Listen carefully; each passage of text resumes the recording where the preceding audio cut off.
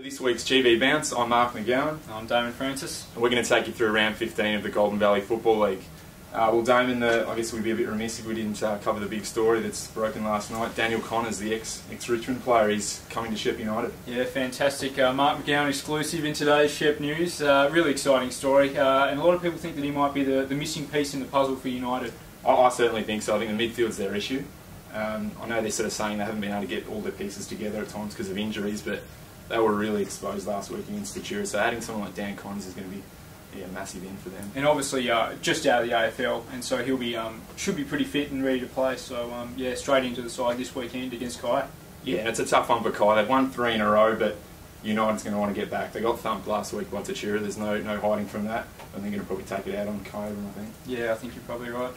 And over to Echuca and Benalla. An interesting one. Echuca's getting a bit of form. Benalla haven't had a lot of form all year, but no, they showed a bit last week though. They had a pretty good lead into that third quarter, but it really got eaten away, and they ended up losing quite badly. And that would be disappointing for Tim Symes. So they showed good form, but they weren't able to. It was an alarming drop-off. They were up by 28 points in the third quarter and ended up going down by 32. So a 10-goal turnaround in less than 2 quarters. But as you said, it was an improved performance on losing by triple figures the week before. So it's only up from here, I think. Yeah, absolutely. Seymour and Tatura, the old teammates. Well, not teammates, but all coaching and work together. Steve Daniel and Bernie Haberman. Yep. Interesting one. Bernie said during the week he hasn't been able to get one up on Steve. Can he do it this week? Well, Bernie has called it quits at the end of the season, so it's probably his last chance. So he's going to want to get one up on Stevie Daniel, that's for sure. But look, it's going to be a big challenge. Tata flying at the moment.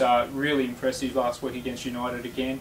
Yep. Can't see them being beaten. Especially with Seymour not having Paul Colbert. He'll obviously miss at least another week with his hamstring injury, and Sard's going to have a huge goal-kicking load up front, as he always does, but even more so without Paul Colbert. Yeah, and kicked 9 last week and they still couldn't get the job done, so exactly look, it's a big ask. It is. And probably match of the round next up, Mansfield versus Rochi.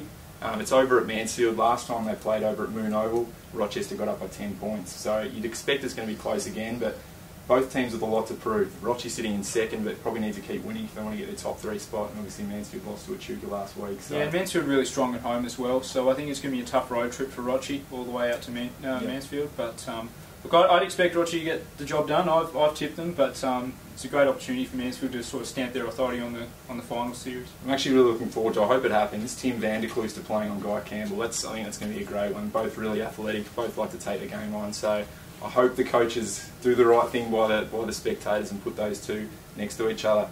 And next one, Euroa and Shepparton Swans. Both desperate for a win. Shepparton Swans 3 wins for the year, Euroa 2.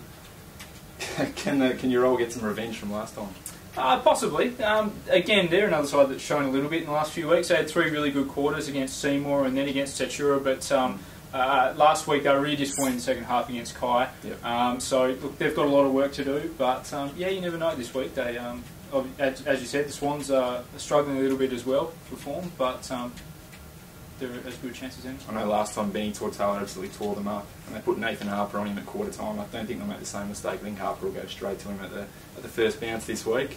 And final game of the round, Mooroopna and Shepparton. Mooroopna have openly said they're going to have to win ugly the next few weeks. They've got a horrid injury list. Can they keep winning? I'd say so. Look, yeah, I think they'll get the job done this weekend. It's another challenge for them. Like you said, the injury list is massive, but they've got a few coming back in the next couple of weeks. Dan Collier might be back in the side as soon as this week, so he'd be a nice in. And yeah, they've just got to, as you said, keep winning ugly and do the best they can. And the other factor is Shepparton. I mean, they're not completely out of the finals race, are they? They're only a game out, and if Seymour loses to Tat this week, Shepparton somehow causes an upset against Mooroopna. They're both on 7 wins. Seems remarkable, but yeah, and Matt Byers will definitely be telling his boys that, and yeah, fantastic opportunity for them. No worries, Damon. Well, that wraps up another week. We'll see you.